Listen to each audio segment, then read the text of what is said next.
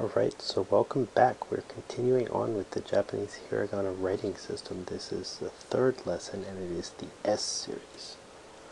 So,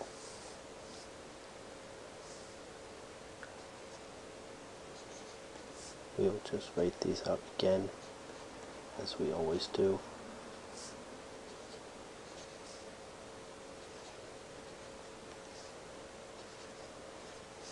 Alright, so what does sa look like? Sa looks like this. 1, 2. Again, 1, 2. 1, 2. 1, 2. This is just like ki. You will very often see something that looks like this figure on the right. Something like this. Sometimes you'll see it connected here. Again, it's officially connected. That's how you'll see it in many books, but most handwritten saws look like the ones on the right here. So, shi. Shi looks like this.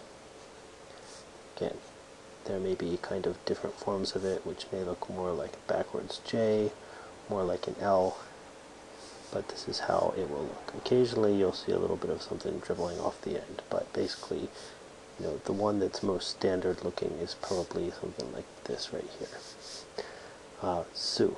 Su is 1, and then 2. There's a loop. 1, 2. Often when people write it, it just turns like this, so you may or may not really be able to see the loop. It may look like a bump, but there's no other character that really looks like this, so again, 1, 2. Se. The se character is drawn like this. 1, 2, 3. Again, 1, 2, 3. 1, 2, 3. 1, 2, 3. And the so character. There's actually a few different ways to write the so character, but they all look somewhat similar. They all go like 1, 2, 3, 4.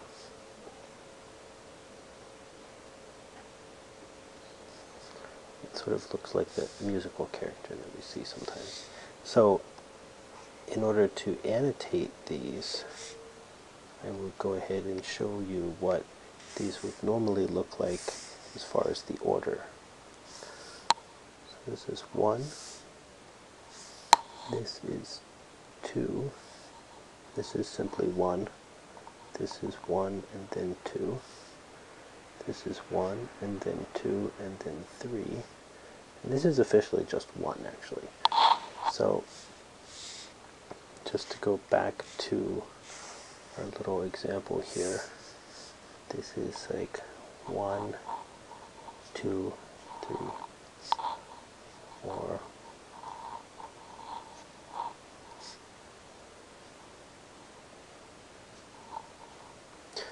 Essentially the top parts are somewhat drawn as separate segments and the bottom part is always one stroke, however it's drawn.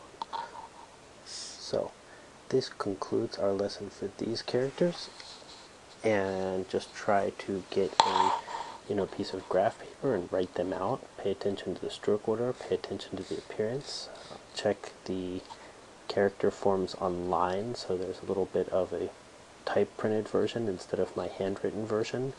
And if you have Japanese font on your computer, try going to some Japanese web pages and changing the font to different typefaces and increasing the size. You'll see different variations of each of these characters.